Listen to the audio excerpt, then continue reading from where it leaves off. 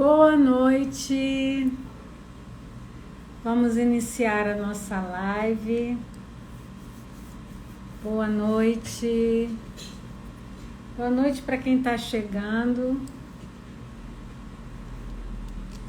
Hoje o nosso papo é sobre os maiores problemas envolvendo concessionárias de energia elétrica nas locações.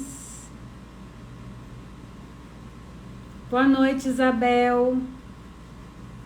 Vocês estão me ouvindo bem? Me veem bem? Me ouvem bem?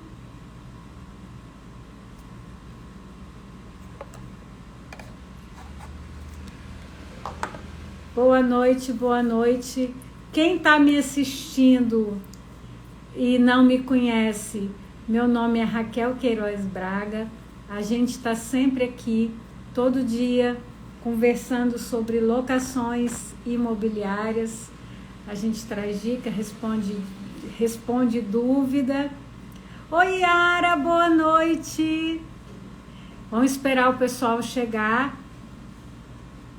E a minha luz está dando uma piscada esquisita. Deixa eu tentar arrumar aqui. Então, enquanto o pessoal está chegando, eu estou recebendo as pessoas. Então, será que a gente vai fazer uma live sem luz hoje, gente? Minha ring light está dando um probleminho, um probleminha aqui. Então, de vez em quando chega alguma pergunta para mim sobre problema de concessionária de energia elétrica. E vira e mexe, dá muito problema mesmo, né? Então, eu resolvi fazer essa live porque na semana passada ou retrasada, alguém lá na comunidade Cali Premium, eu não lembro quem foi, não sei se foi a Solange. Não sou sua professora. Então, gente, a Yara tá aqui falando, minha eterna professora, não é não. A Yara é uma baita advogada e no início a gente trabalhou juntas, né? Então, eu acabei influenciando, ajudando aí no início, né? Mas é uma excelente advogada. Então, vamos lá, então. Vamos começar a nossa live, que hoje tem muito assunto pra gente conversar. Essa luz tá melhor. Vou beber uma aguinha aqui. Então, vamos lá, gente. E aí, de vez em quando alguém traz algum problema para mim sobre débito de consumo de energia elétrica. Ou dá problema no início da locação, ou dá problema no final. Hoje eu vou tentar fazer a live sem tirar os comentários, mas eu vou pedir assim para vocês mandarem as dúvidas quando a gente estiver fechando cada assunto. A live está dividida por tópico. Eu anotei aqui 5 tópicos para a gente bater um papo. E aí eu vou falar, gente, em relação a esse tópico, alguma pergunta, aí vocês me mandam, tá? Pra gente não perder o timing das perguntas, tá? E acho que vai dar certo. Vamos lá, eu vou até ficar sem óculos hoje. E aí, o que acontece? Por que eu acho que às vezes dá muito problema? Porque tem uma noção que as pessoas precisam entender. Existem débitos que são débitos que a gente chama pessoais. e existem débitos reais. Tecnicamente, a gente faz essa diferença entre débitos pessoais e reais.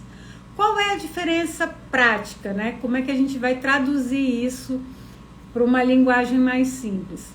O débito pessoal é aquele débito do CPF. E o débito real é aquele débito do imóvel. Todo débito de consumo, consumo de energia elétrica, consumo de água, é um débito pessoal. Exatamente por isso, lá no seu contrato de locação diz que o locatário tem a obrigação de transferir a energia para o nome dele no início da locação e no final pedir o desligamento dessa energia no nome dele, né? Exatamente porque é um débito que ele pede em nome próprio. Ele não é um débito do imóvel. O débito que é do imóvel, ele tem uma característica que tecnicamente a gente chama de ambulatorialidade. O que isso quer dizer? É um débito que vai acompanhar o imóvel. Exemplo, condomínio, IPTU, ele não é um débito que possa ser transferido para o CPF, ele é um débito do imóvel.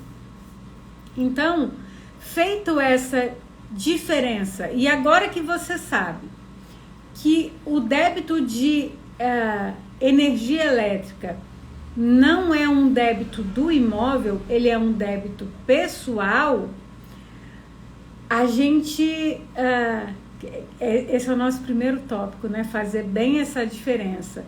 A gente vai entender o seguinte: de vez em quando acontece do locatário pegar as chaves, assinar o contrato, aí ele vai com o contrato assinado lá na concessionária de energia elétrica para poder fazer a transferência da instalação para o nome dele. Geralmente, a concessionária de energia elétrica pede um prazo de 3 dias úteis, mas, infelizmente, eu já vi esse prazo atrasar mais do que isso. E aí, ele já assinou o contrato, ele já pegou as chaves, mas ele não pode mudar, porque ele está sem energia no imóvel. O que acontece quando o locatário não consegue mudar porque, por alguma razão, a concessionária de energia elétrica está atrasando a instalação dele, a transferência da titularidade? Ele corre na imobiliária e fala assim: olha, eu não posso pagar aluguel sobre esses dias porque eu não tive culpa pela demora e eu não estou podendo mudar, então eu não posso pagar o aluguel.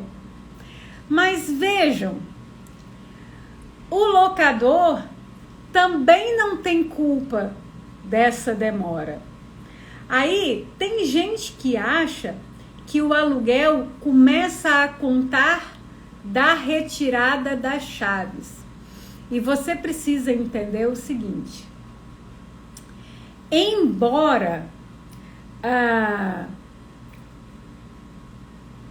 a entrega das chaves simbolize a transferência da posse desse imóvel, o contrato de locação é um contrato que tecnicamente se diz que é consensual. O que isso quer dizer? Ele é um contrato que obriga, que gera efeitos, que vincula os contratantes a partir da sua assinatura. Então,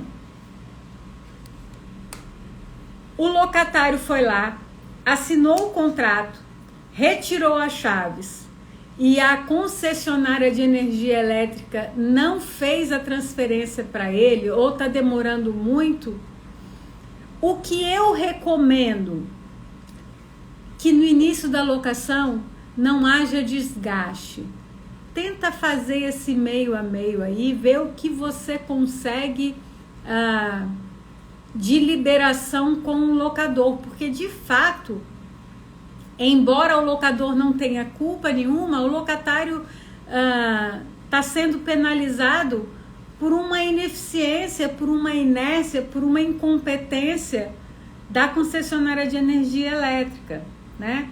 Então, mas o que eu tenho para dizer é, preto no branco, o locador não tem obrigação de isentar o locatário desses dias. Lembra daquela história do nexo de causalidade? O locador não concorreu para essa demora, não concorreu para essa impossibilidade do locatário se mudar, tá certo? Diferentemente, aí tem gente que fala assim: ah, Raquel, mas o locador tem obrigação de entregar o imóvel em condições de servir ao uso a que se destina, e o imóvel sem energia elétrica não pode ser ocupado. Eu concordo que o imóvel sem energia elétrica não pode ser ocupado, mas eu concordo também que o locador não tem que entregar um imóvel com a energia no nome dele. Porque essa responsabilidade pelo consumo da energia é do locatário, tá? Então, vamos vencendo aqui os nossos tópicos. E aí, nesse mesmo raciocínio de... Gente, alguém tem dúvida em relação a isso? Só para a gente não ultrapassar. Ninguém tem dúvida. Ainda em relação a essa questão de quem deu causa a quê, tem a questão de quem precisa arcar com o custo, com essa taxa de ligação, religação, transferência de titularidade, essas taxas que a concessionária cobra. Quem tem que pagar? O locatário. Porque essa energia vem no interesse dele e você tem que gravar sempre isso, ela é um débito de consumo que reverte em favor do locatário e não do imóvel. E em relação à questão do locador entregar o imóvel em condições de servir ao uso, ele entrega um imóvel que tem perfeitas as suas instalações elétricas, ele entrega um imóvel em condições de receber a transferência da titularidade, de receber um relógio medidor, né? Então, ele está se desincumbindo satisfatoriamente, entregando o imóvel que possa receber essa transferência de titularidade de energia elétrica, tá certo? Por isso que quem responde quem arca com este custo é o locatário.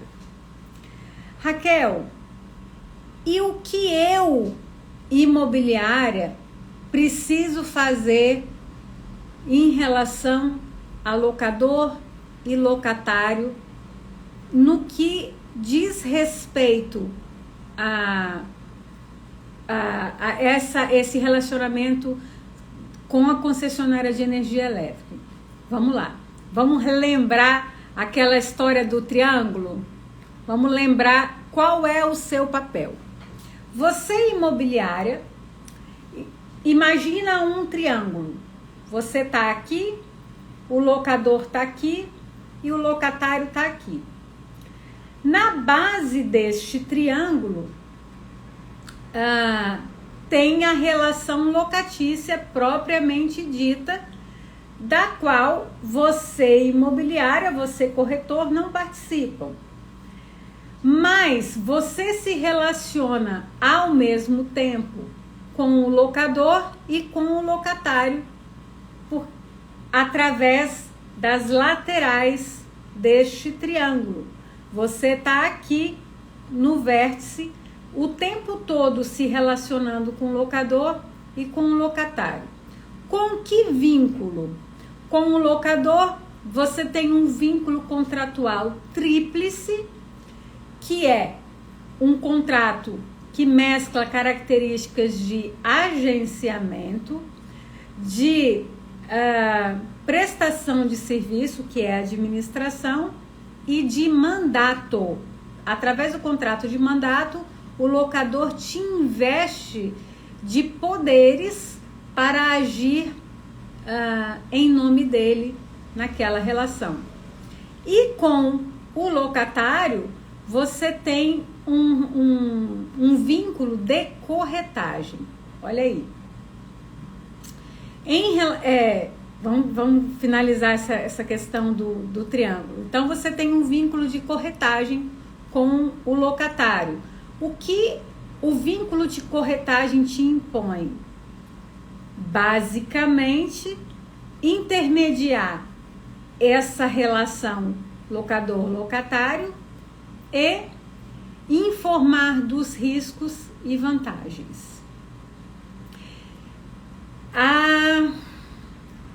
Quando eu desenvolvi essa ideia do triângulo, eu já contei isso para algumas pessoas, quem é meu aluno já conhece essa história.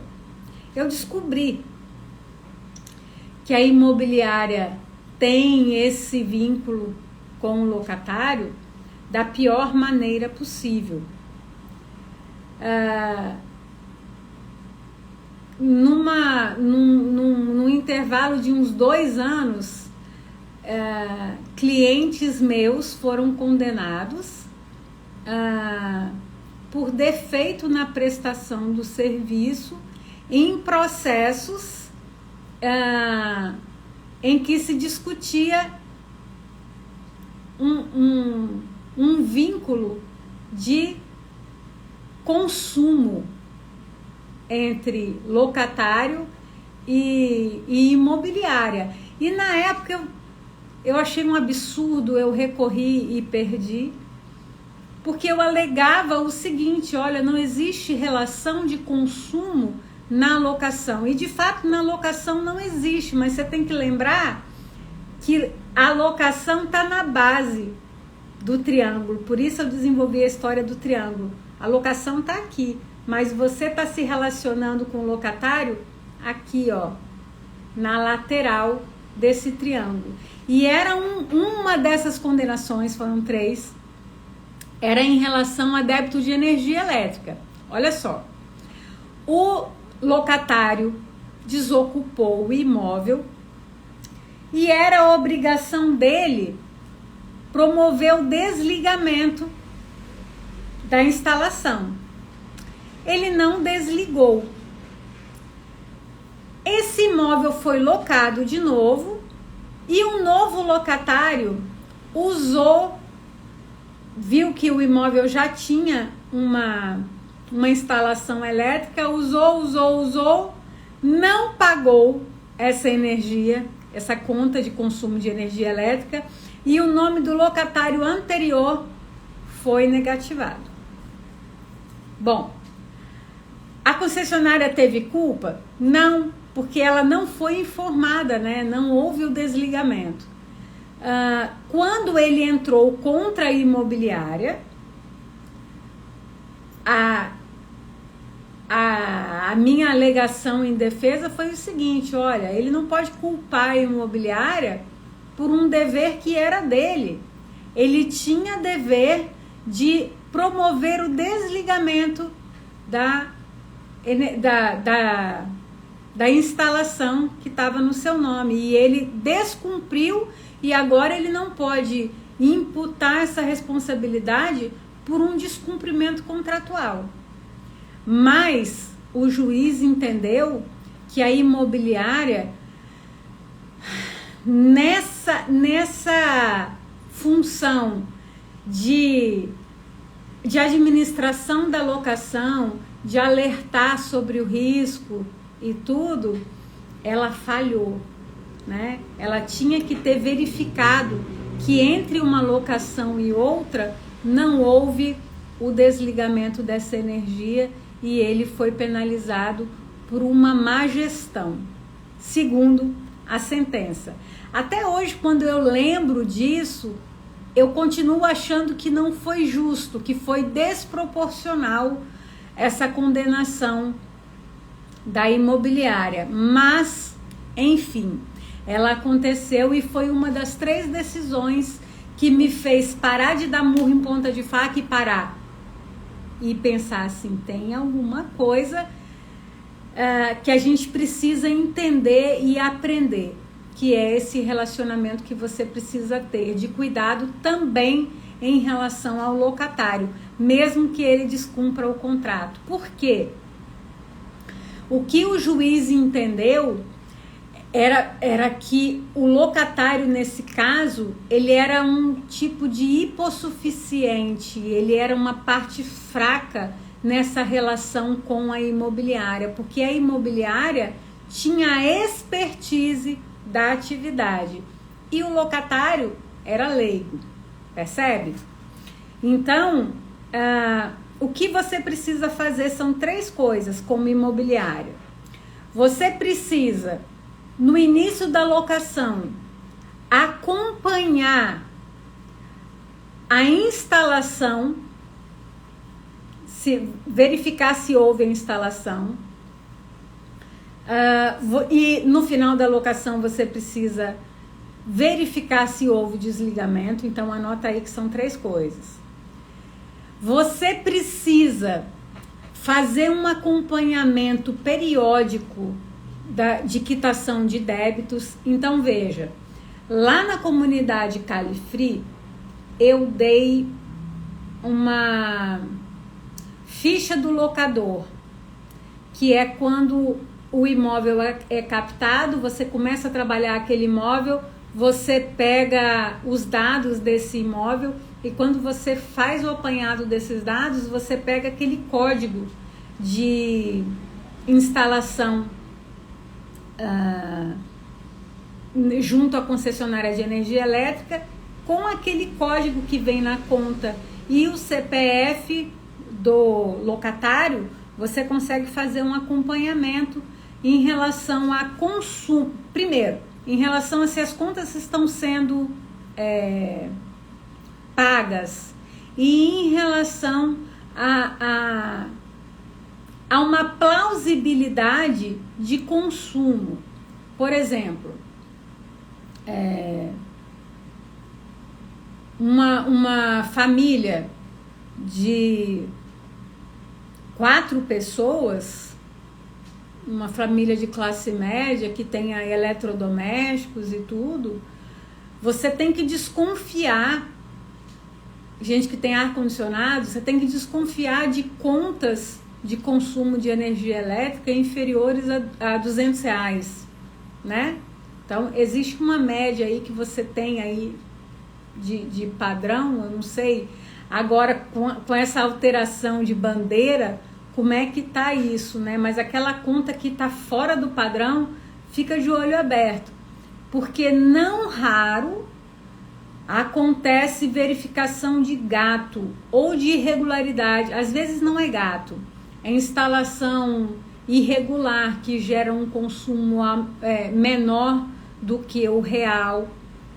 E a gente já vai falar lá na frente como que você vai orientar locador e locatário quando isso acontece, mas para evitar surpresas no meio da locação, né? Nessa caminhada aí, você precisa de vez em quando, não precisa ser sempre, tá? Mas de vez em quando fazer esse apanhado. Tá sendo pago? Qual é o consumo?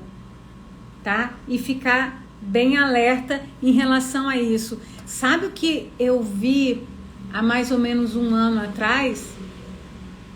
Uma imobiliária que é cliente descobriu que uma casa, né, um imóvel residencial, casa, estava sem consumo de energia. Pode? Sabe por que ela estava sem consumo? O locatário tinha feito um gato. Consumo 0. Tem como? Entende? Aí ela falou assim para mim, e agora? o que eu vou fazer? Você vai chamar a Excelsa, que é a nossa concessionária de energia elétrica. Olha, verifiquei, porque é muito melhor você chamar e acompanhar um procedimento que seja correto e imputar responsabilidade para o locatário correto do que deixar isso nessas condições para depois que o locatário não está mais no imóvel, isso respingar no outro locatário que vai suceder aquele. Gente, até aqui tudo bem? Eu tô vendo que tem gente comentando alguma coisa aqui. Tudo certinho? Alguém tem dúvida? Para ler isso aqui eu vou ter que colocar o óculos, aí não vai ter jeito não. Ó, a Rita Braga tá falando, ó, minha parente. Na verdade, o Braga é do meu marido, gente. Eu sempre tiro foto do contador da luz e vou pessoalmente mudar as titularidades com documento de autorização do inquilino. Então, Rita, eu não sei qual é o tamanho da sua carteira, mas em algum momento, quando a sua carteira crescer, você não vai ter condição de fazer isso. Tá? Mas se você consegue, ótimo. Se quando a sua carteira crescer, você conseguir fazer isso através de um funcionário, perfeito, tá? Mas nem sempre isso é possível. Gente, quem tá gostando pode colocar um coraçãozinho aí, botar foguinho.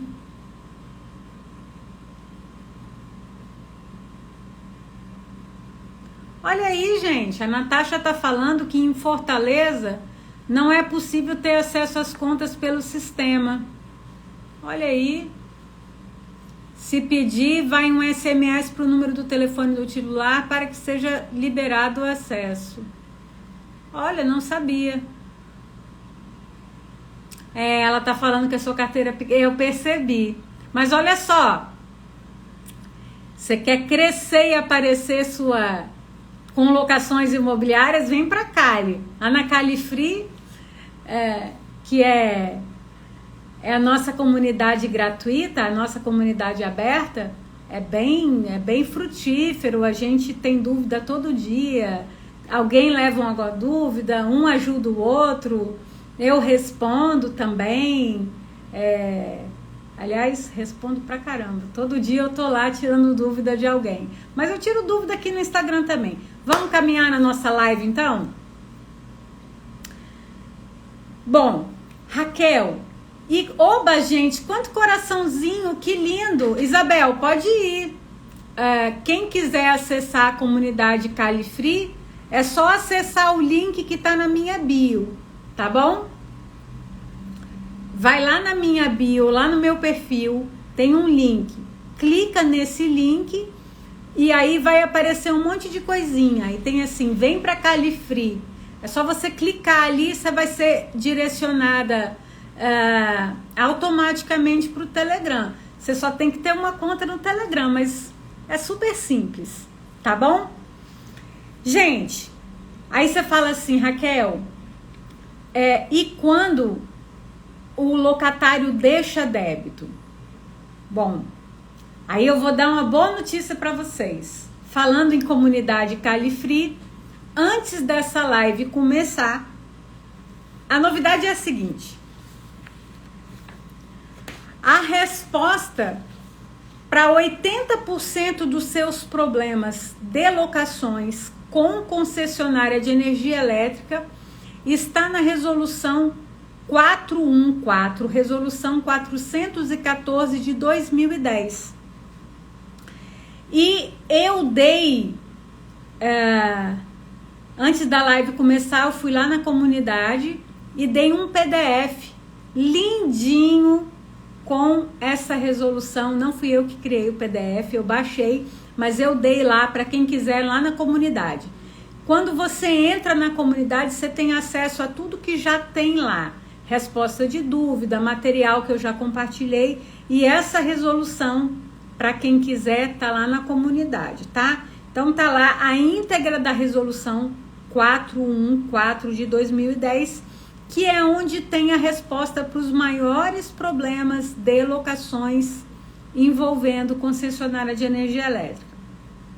E aí agora, se você quiser anotar, pega papel e caneta, que a gente vai falar o que a concessionária pode ou não pode fazer quando tem, quando deixa débitos, quando o locatário deixa débitos. Vamos lá. O que você precisa fazer quando o locatário tem débito? Você precisa ajuizar uma ação de cobrança. Você tem que fazer quer dizer, você vai primeiro vencer uma etapa de cobrança extrajudicial. Ultrapassada essa cobrança extrajudicial, se ele não pagar, você precisa ajuizar. Aí você vai falar assim, mas Raquel, esse é um débito, não é um débito do CPF dele?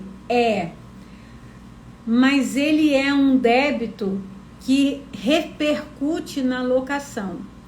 E ele assumiu a obrigação de manter essa conta em dia lá no contrato de locação. Inclusive, se ele deixa um débito muito alto e ele viola a obrigação de manter o pagamento das contas de consumo de energia elétrica ou qualquer outra conta de consumo, se ele viola esse dever, ele inclusive tem que pagar multa, né?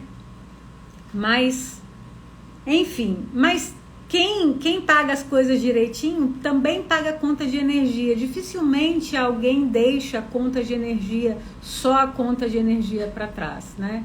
Por isso que você pode incluir. E aí, vamos lá. Lembra no início da live que eu falei que a conta de consumo, a conta de consumo de energia elétrica é uma despesa pessoal? Tanto ela é uma despesa pessoal vinculada ao CPF daquele usuário que a concessionária de energia elétrica não pode transferir este débito de um CPF para o outro.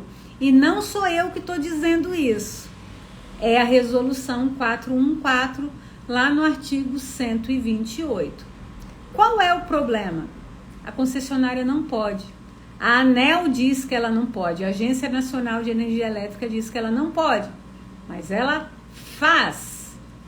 E ela não só faz, como ela transfere o débito de um CPF para outro e ainda negativa. E eu já vi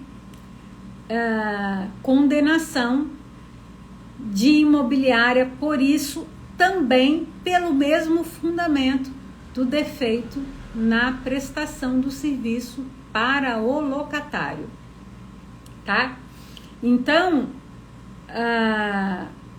o que o artigo 128 da resolução diz olha, concessionária de energia elétrica, você não pode transferir um débito de um CPF ou CNPJ para outro CPF ou CNPJ, a não ser que se trate de uma aquisição de fundo de comércio. O que isso quer dizer? É aquele caso da empresa. Gente, sabe empresa que vive transferindo CPF, mas continua no mesmo lugar? Aí ela estoura CPF não, CNPJ. Empresa que ela açougue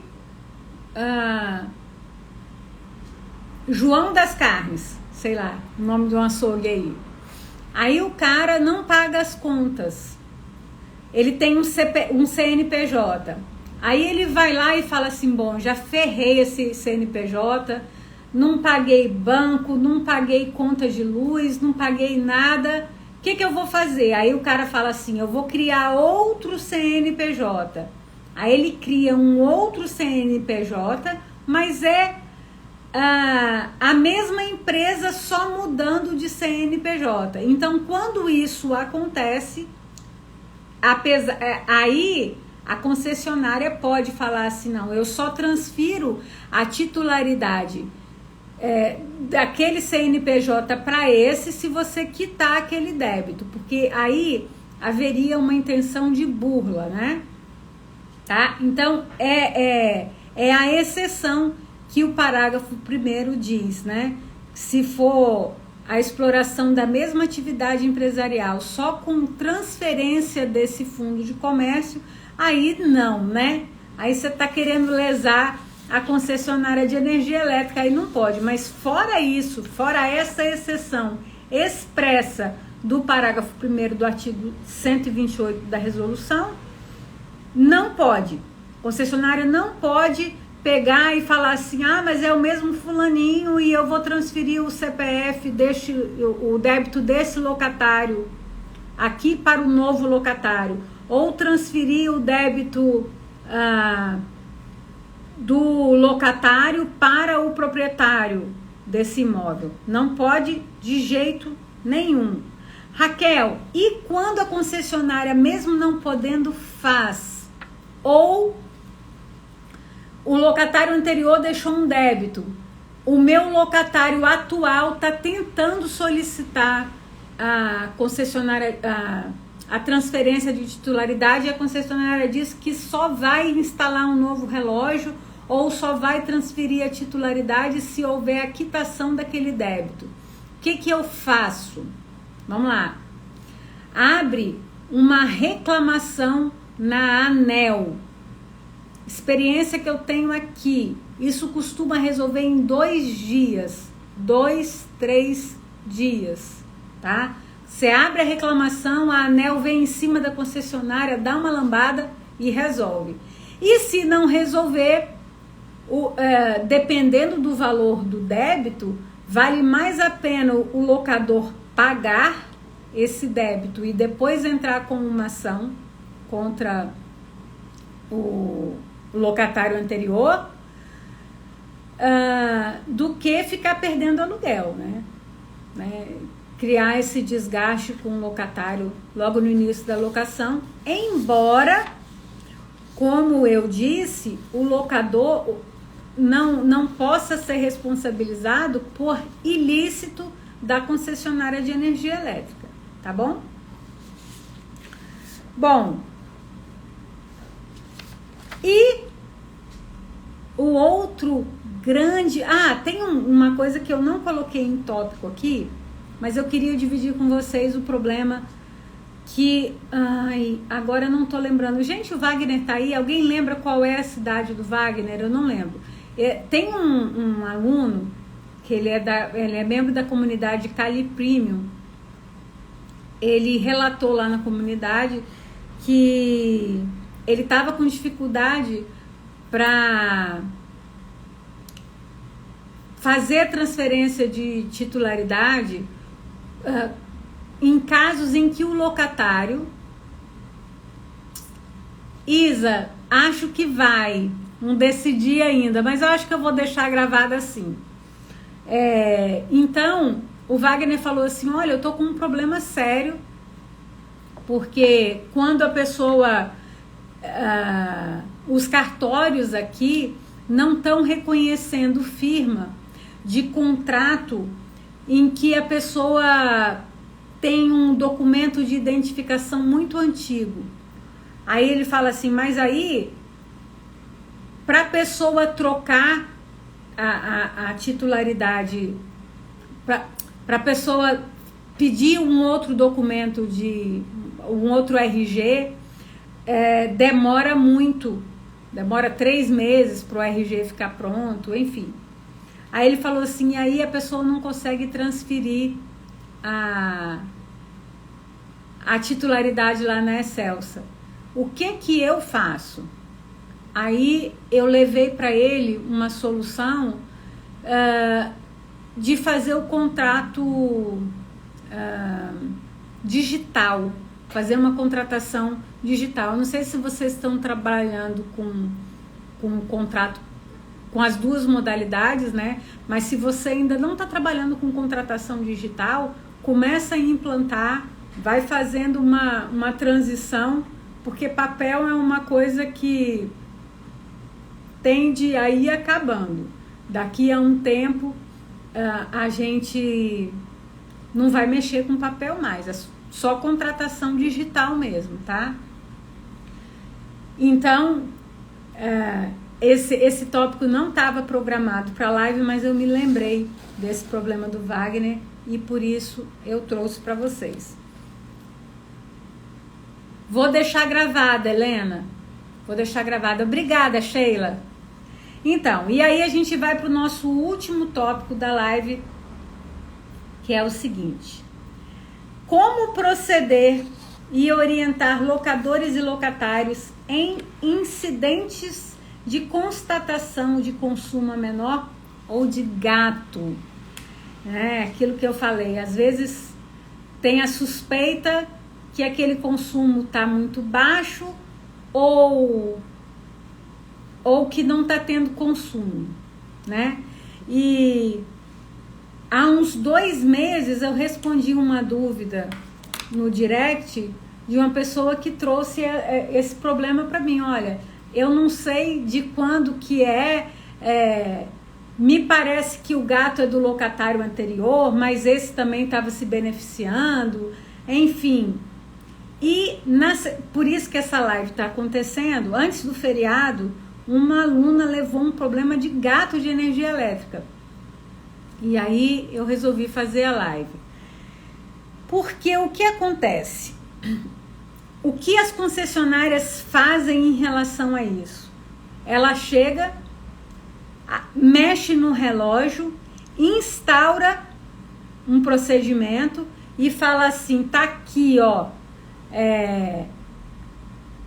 eu constatei que tem uma irregularidade, que tem um gato, ou não vi que tem um gato, mas o seu relógio tinha que estar com um pininho para cima, ele está com um pininho para baixo, e isso tirou, fez o seu consumo ficar menor. Então, ela arbitra de trás da orelha um número e te cobra retroativo 5 anos para trás. Aí a pessoa quase cai dura com uma conta de 10 mil reais, 12 mil reais, cobrando retroativo.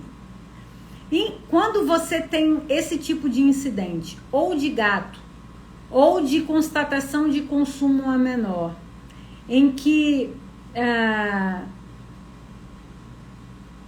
tem a cobrança retroativa de 5 anos, você entra num parafuso de problema, porque você está lidando com locador, com locatário e às vezes com mais de um locatário, porque isso vai respingar em locatário que já passou, que você já deu nada consta. Olha só, hein? Então, a gente vai bater aqui umas dicas e eu te aconselho que busque a resolução 414, porque a resposta do passo a passo do que precisa ser feito, do que precisa ser observado nesses procedimentos de constatação de gato ou de verificação de consumo a menor, estão no artigo 129 da resolução. Então, recapitulando,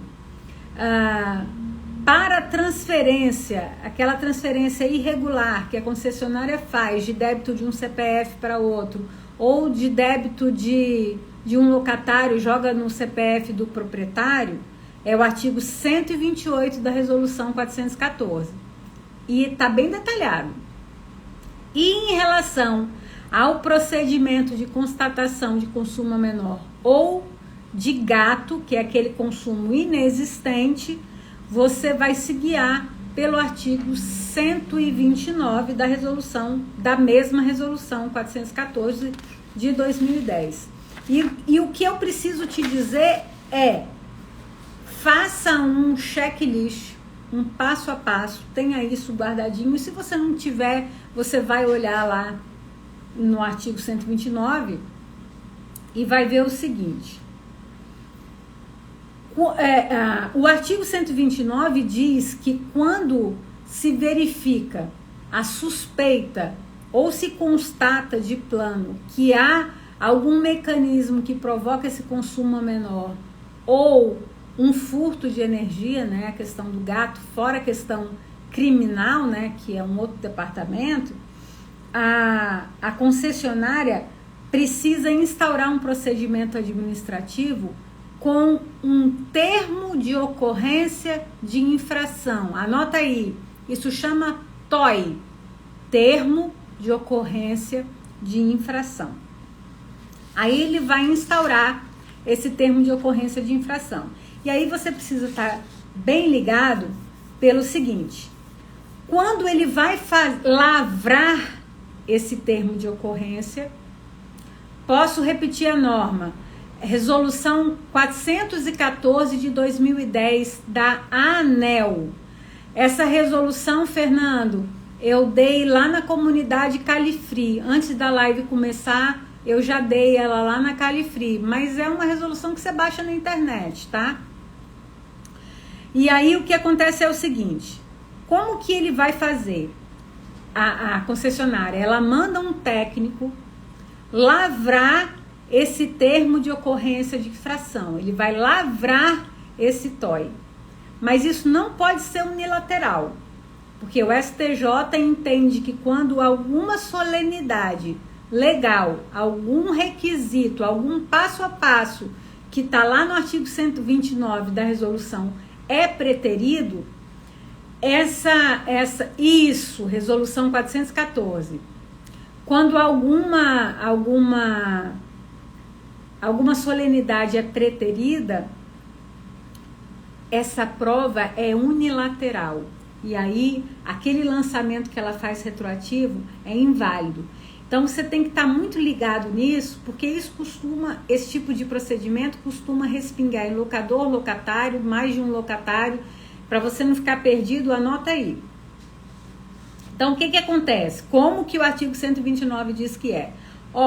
Concessionária vai mandar um técnico lá, ele vai vai lavrar o termo de ocorrência de infração e ele precisa que alguém acompanhe, ou o consumidor, ou o titular daquela unidade, tá?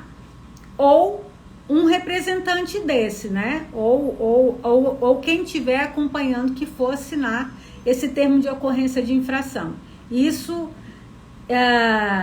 quando o consumidor tá ali, né? Se o consumidor criou embaraço para acompanhar e disse que não ia assinar o termo, a concessionária de energia elétrica precisa enviar esse TOI, esse termo de ocorrência de infração, por outro meio, ou por AR, ou por notificação, mas que seja um meio em que o consumidor assine o recebimento. Termo de ocorrência que não tem assinatura e que não foi enviada a notificação de forma a ser atestado o recebimento pelo consumidor ou por algum representante, é inválido. Raquel, quando é portaria, o porteiro pode receber? Pode receber, é válido. Aí o que acontece? O que você tem que ficar ligado? Se ele recebeu esse termo de ocorrência de infração, ele tem 15 dias para solicitar uma perícia. E você precisa sempre recomendar que ele solicite essa perícia. Porque quando ele solicita, a concessionária tem que mandar um perito e apresentar uma prova técnica. O que acontece na prática? Ela tira número de trás da orelha, gente. Desse jeito. É um absurdo. Ela fala assim, eu acho que o consumo dessa unidade seria X. E ela joga esse número retroativo para 5 anos para trás e salve-se quem puder. É uma loucura. E aí,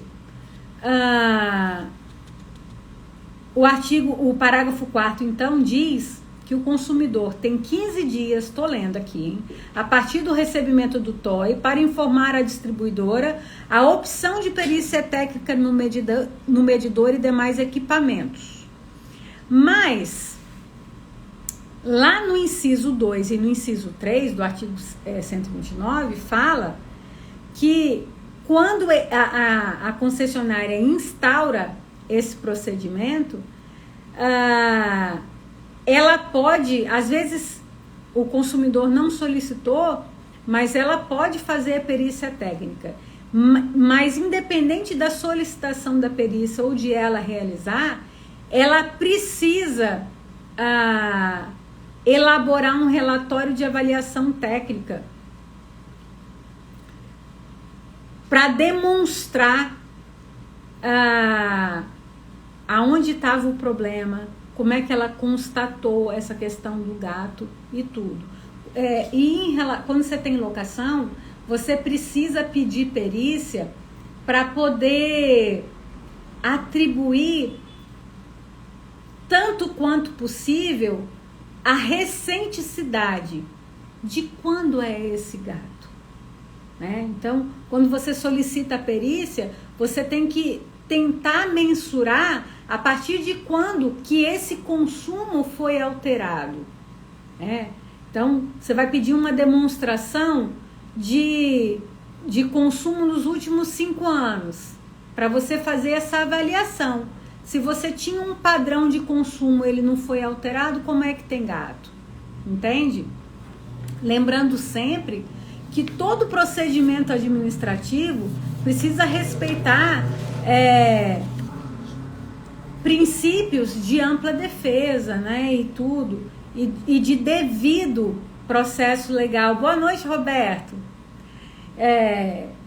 Precisa respeitar princípios, então, do devido processo legal, da ampla defesa.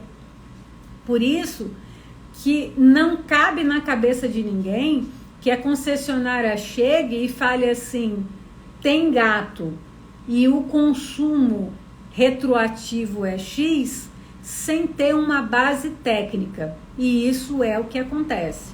Então, você precisa estar muito atento para saber como orientar locador, como orientar locatário, porque isso é uma dor de cabeça.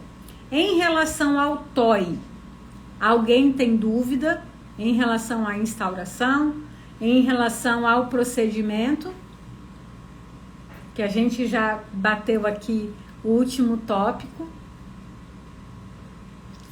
Ninguém tem dúvida. Deixa eu ver se tem dúvida no balãozinho. Não. Vocês estão muito sabidos, ninguém tem dúvida. Tem. Isabel tem a dúvida. A administradora pode pedir isso à concessionária? Então, vamos lá. A imobiliária, como administradora da locação, ela tem poderes investidos pelo locador. Se quem estiver sendo autuado é o locador, ela pode. Se for o locatário, precisa verificar no contrato se a imobiliária tem poder de representação para isso. Por quê? Existe uma cláusula muito usual em contrato de locação, que é aquela cláusula que o locatário dá poderes para imobiliária pedir ligação e desligamento ou de transferência de titularidade em seu nome, tá? Mas isso é uma procuração, é uma cláusula de mandato muito específica, poderes muito específicos. Para a TOI, eu entendo que ela não poderia representar o locatário, não. Regra geral, não. Gente, é isso. Alguém mais tem dúvida? Tem lá. Se vocês gostaram, curtam aí no coraçãozinho. Então, me manda dúvida de concessionária de água. Olhando assim, eu não vejo muito... A gente não vê muito questão de concessionária de água, não, Eduardo. Mas assim, se você tiver dúvida, pode mandar. É que concessionária de energia elétrica pega de uma maneira mais indistinta a todo mundo, né? Porque em relação à água, quando é condomínio, e a maioria dos imóveis estão em condomínio, né? Obrigada, Thalita. Quando em relação a concessionária de energia elétrica, dá mais problema em relação à TOI, tudo. E quando é condomínio, não abarca a questão de água, né? Mas, enfim, pode mandar dúvida de água que a gente vê também. Tá bom, gente? Foi um prazer inenarrável estar com vocês mais uma vez. A live de quinta-feira vai ser uma super live e o tema é o que precisa ter, o que você precisa oferecer na sua cesta de produtos de contrato de administração. Por quê? Eu tenho feito, obrigada, Adriana, eu tenho feito live em cima de, por exemplo, quando chega muita dúvida para mim de obrigada, Helena, quando chega muita dúvida para mim de um determinado assunto, aí eu falo assim, olha, eu tenho coisa aqui, obrigada, Rô, para uma live. E eu comecei a receber muita dúvida de gente falando assim, o locador quer que eu faça o serviço de manutenção do imóvel, eu tenho que cuidar da manutenção do imóvel? Ou a pessoa fala assim, eu como administradora da locação preciso fazer isso, preciso fazer aquilo, então eu resolvi fazer uma live para a gente conversar sobre o que você precisa incluir na sua cesta de produtos no contrato de administração. O que o seu contrato o que precisa estar debaixo do guarda-chuva, tá bom? Obrigada, Fernando. Gente, então é isso. Espero vocês quinta-feira para a gente conversar, bater esse papo mais pertinho sobre contrato de administração. O que você precisa oferecer na sua cesta de produtos, tá bom? Um beijo. Excelente noite. Fala, Isabel, qual é a pergunta fora do assunto?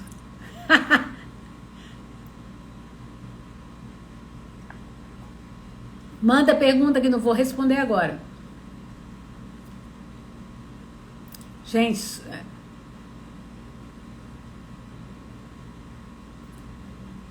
tem a pergunta, Isabel? Você não quer mandar aqui? Pode me mandar um direct que eu te respondo, tá bom? Um beijo.